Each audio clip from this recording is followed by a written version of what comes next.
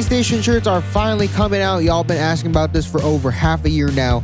12/21, 6 p.m. EST. Go to raise.online now or go to Instagram. Everything is in the description. It's gonna be crazy. The hardest part about accessorizing is there are no rules. Ostensibly, that's kind of what we want for most things in life though, right? Like just running around doing whatever you want.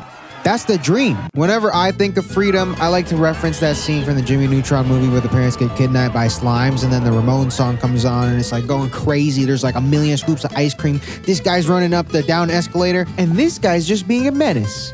Look at this guy. Why does he look like that? What the f is that guy? Opening the fridge to let out the cold, bro, that's just like, how much more free can you get? It was never about the money. I just always wanted to f around and never find out. But this freedom that we all chase is a double-edged sword. And without a little bit of guidance or structure, you will be tasting the spooky end of the blade. In other words, pearl choker and workwear guys.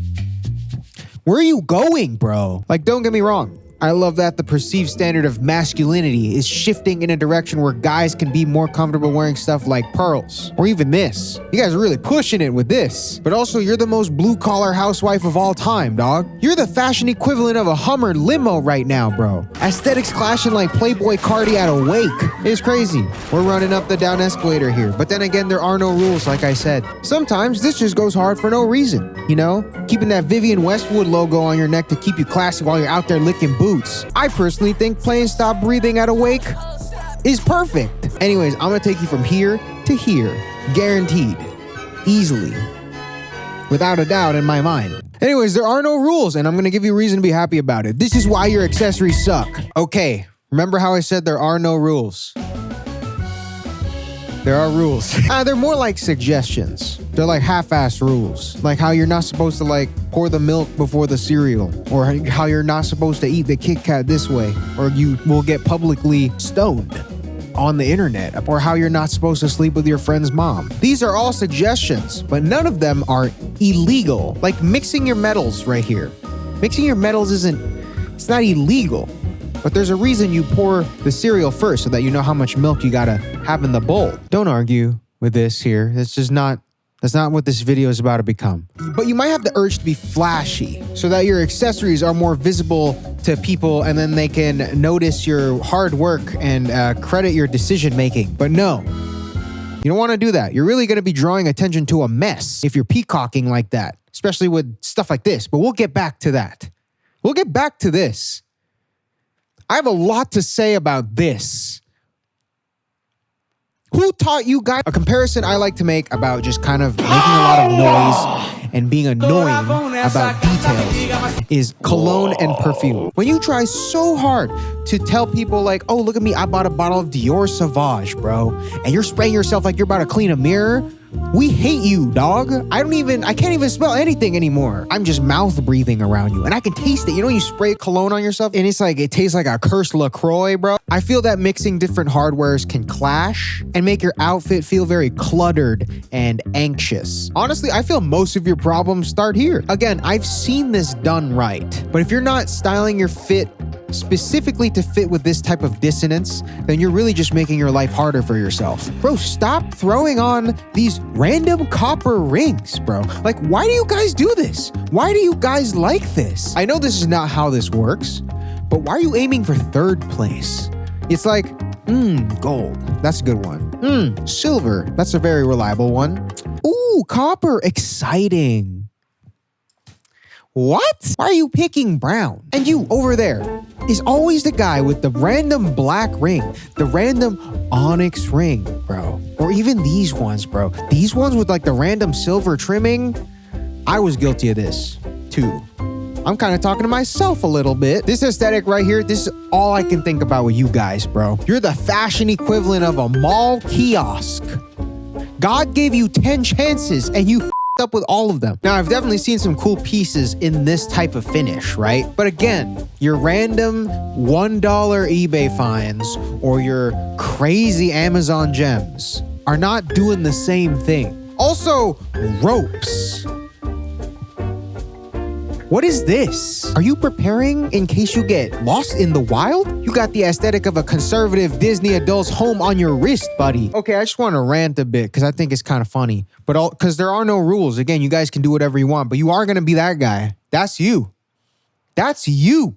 Okay, starting with metals, I feel like sticking to one type of finish is probably your best bet. And I'm talking silver or gold. Those ones are probably going to be your most reliable and universal. Now, different color stones or pearls or charms or paints can work well alongside the hardware just fine. Now, what I've noticed is people with dark skin look amazing in gold. Just the color really contrasts and pops with the tone of their skin. But again, there are no rules. There are only suggestions. Sometimes I be eating a Kit Kat like this. I don't care, bro. At least I'm not wearing no copper rings. Now, piece selection, right? Picking when and where to accessorize, bro. That is the lifelong struggle, bro. That you will always have a moment. Do I want to wear a beanie with this fit? Do my chains complement my top? Is the bag necessary? There's so many questions. Wouldn't it be sick if I was just like on an app on your phone and then you just turn on the camera when you have an outfit on and you put it in the mirror and I can see your whole outfit and I pop up on your screen like this and then I can just give you advice like an Alexa. Alexa, subscribe to Frugal Aesthetic on YouTube. You're welcome. I'm not even gonna give you a warning. Wow, that's a sick beanie. I like it. Too bad it doesn't cover your face.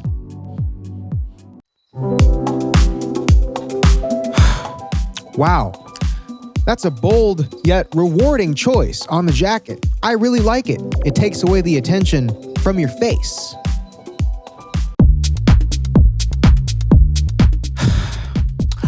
This is the reason she doesn't want you. And then I would make you pay for the positive version on the App Store. I like to think of accessorizing like seasoning, bro. Sometimes you're just throwing stuff on there and it tastes good and you don't know why.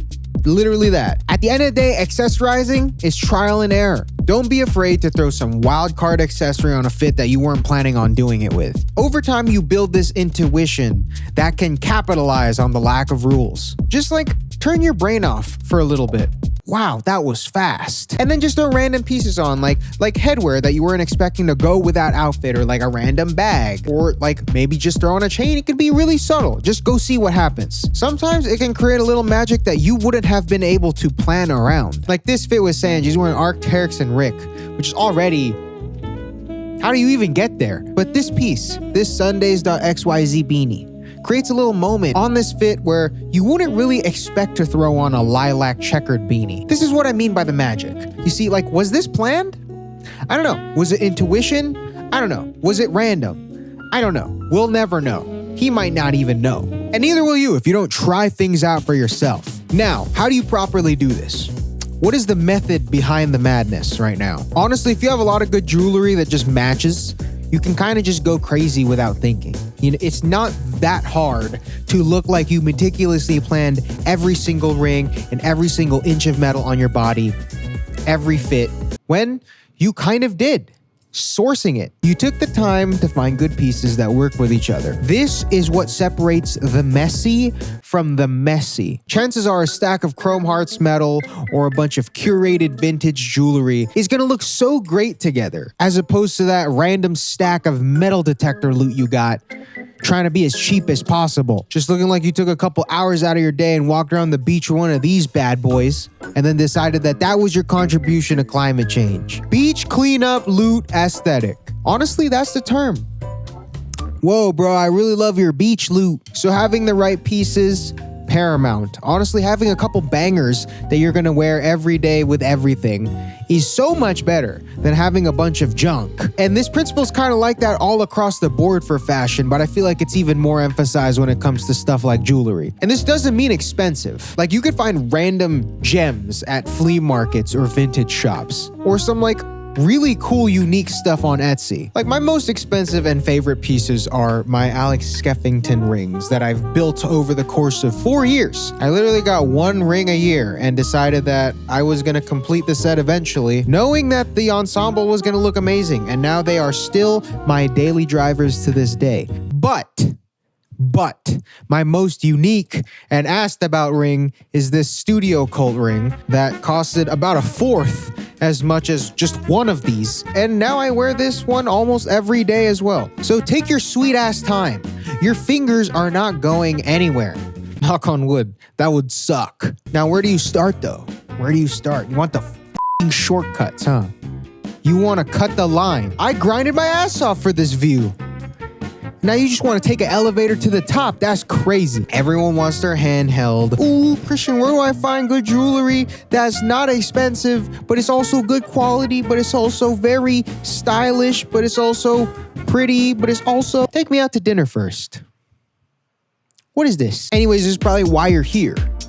This is probably this is the most asked question when it comes to jewelry, when people ask me about stuff. So I might as well deliver. I'm going to speedrun a couple of my favorites, going from least expensive to high budget, and then you can make a decision for yourself. Starting off with vintage and thrifted, which is not a brand, which a lot of people hate apparently when I give them answers that aren't a brand. But this technique will be handy no matter where your budget is. Find a flea market or vintage store near you and just kind of check out the selection. You never know what you're going to find, and also you have a chance to bargain down the price most of the time. If you put in the effort, you will find gems. You have to put in the effort though, and if you're lazy, you can't really expect too much. Now the next one, finally a brand. God, hard jewelry. F***ing fan favorite, bro. I'm so impressed with how ride or die that fan base is.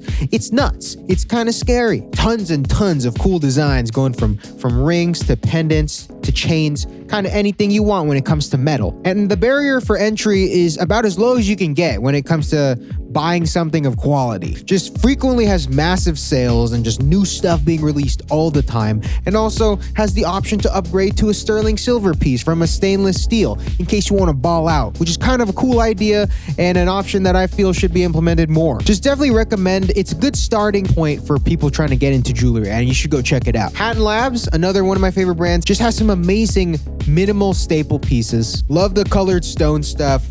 I wear this micro Cuban everywhere. Also this pearl charm bracelet, also from them. I love this combo specifically. Great for having daily drivers. You can also use code FRUGAL at checkout if you want a 15% off assist. This video is not sponsored. They have never paid me to say any of this. I'm just friends with the guy that runs this thing. Those are my boys. Next is Studio Cult. This one's a little bit more eccentric and out there, but I love seeing what they come up with. It's nuts. It's a bunch of eye catchers for sure. And it's perfect for those of you that are trying to experiment with some shapes. Again, this ring, this stupid ring that everyone asks about is from them. Harry Hunt & Co. for my gentleman. I've actually seen Harry make this exact ring.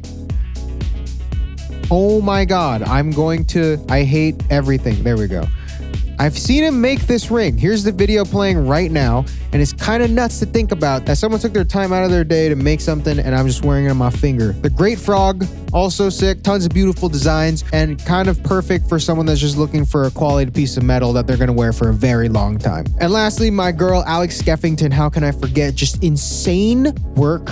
Love her. She's great. I don't think I'll ever get tired of this set. This is probably going to be my left hand for a very long time. Those are my recs. Feel free to check them out. Everything will be in the description probably if I'm not lazy. If I am lazy, just Google it. I talked about it.